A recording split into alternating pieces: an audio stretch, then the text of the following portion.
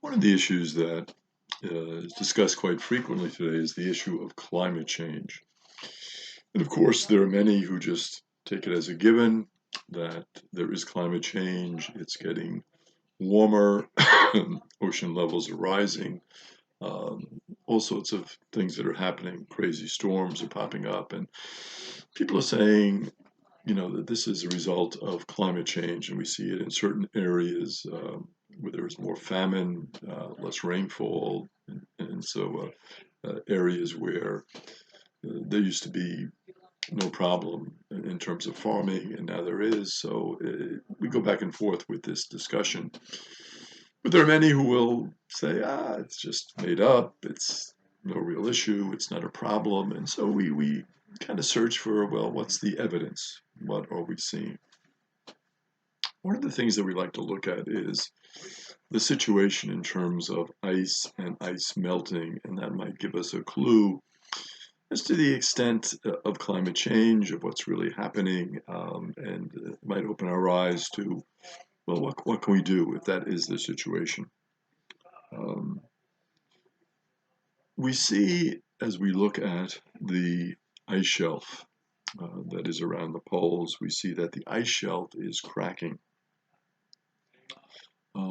Warm ocean water seems to be undermining and eroding the underbelly of the ice shelf. So this warm water, because of the temperature in the oceans warming, is having that type of effect.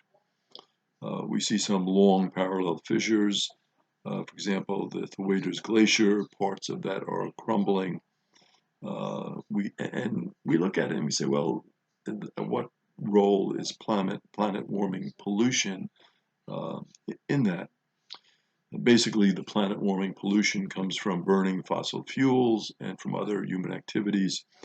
It has raised global temperatures as they look at the whole picture in terms of the globe, 1.1 degrees Celsius, 2 degrees Fahrenheit. And the effects are felt mostly at this point at the poles. Regions are undermined that were once locked in ice. The Thwaites ice shelf could collapse in the next 3 to 5 years, and that could unleash a river of ice that could cause sea levels to rise dramatically. Warmer conditions that we see have allowed beavers to invade the Arctic tundra. We see the flooding of landscapes from the dams of the beavers. Large commercial ships are now found in formerly frozen areas. And of course, this disturbs the wildlife. We're generating disastrous amounts of trash in these areas. And it's affecting really native Alaskan communities, leading to food shortages. They have lived off this land for thousands of years, and so now they're not able to live off the land. And you say, well, why is this? Because of these warming temperatures.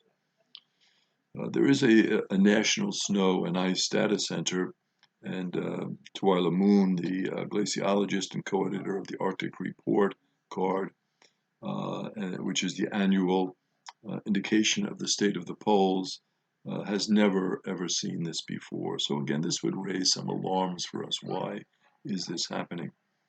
The American Geophysical Union says that temperatures in the Arctic are rising twice as fast as the global average. The period between October and December of 2020 was the warmest on record. The World Meteorological Association, a new temperature record for the Arctic, 100 degrees in the Siberian town of Verkhnysk on June 10th, 2020.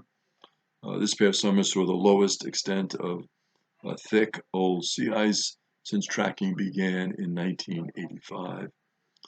Large mammals like polar bears go hungry without this ice platform from which to go and hunt. And of course, this also puts marine life at risk.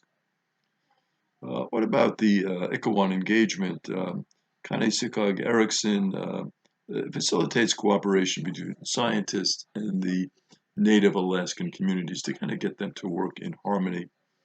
And Carrie says it's an ecosystem collapse situation. Sea ice has traditionally acted as the Earth's air conditioner, reflects as much as 2/3 of the light that hits it, sending huge amounts of solar radiation back into space. Dark expanses of water absorb heat, and difficult for those areas then to refreeze. Less sea ice, therefore, equals more global warming. The National Oceanic and Atmospheric Administration claims that we have a narrow window of time to avoid very costly, deadly, and irreversible climate impacts. And that's from Rick Spinard, who's the head of the NOAA. In Greenland, July and August of 2021, record highs impacted the island's massive ice sheet, lost 77 trillion pounds. August 14th, rain fell at the ice sheet summit for the first time in recorded history. The rain darkens the surface of the ice sheet, causing it to absorb more of the sun's heat, which of course is going to allow for more melt and more global warming. Melting water from shrinking glaciers has deluged rivers and contributed to floods. Retreating ice exposures exposes the unstable cliffs that can then collapse into the ocean, and that, of course, when they collapse, could trigger tsunamis.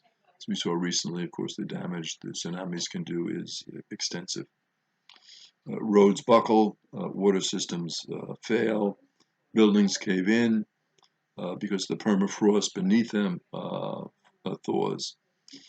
5 million people in the Arctic permafrost regions are at risk. So you can see the huge number of people that this affects. International Arctic Research Center at the University of Alaska in Fairbanks, Rick Thalman is the climate specialist there who has made that projection. What do we see in Antarctica? We see wind changes, we see ocean changes. Rising temperatures in the Pacific have changed how air circulates then around the South Pole. It affects ocean currents. Warm, deep ocean water swells up towards coastlines, weakening the ice sheet from below. It can trigger a massive collapse. Ted Scampos, glaciologist at the University of Colorado at Boulder. Danger, of course, is the ice cliff collapsing. Island nations and coastal communities would be inundated. Also, of course, there are opportunities. Tundra vegetation flourishes. Beavers have migrated northward. The number of beaver ponds in western Alaska has doubled since the year 2000. Rapid thaw of the permafrost unleashes carbon that has been locked in the soil for thousands of years, which again is going to affect the atmosphere. Native food sharing networks have helped with supply chain issues. The Inpiaq, the Haida, the Atna, and the Supiaq nations. So what they have done is try to work together.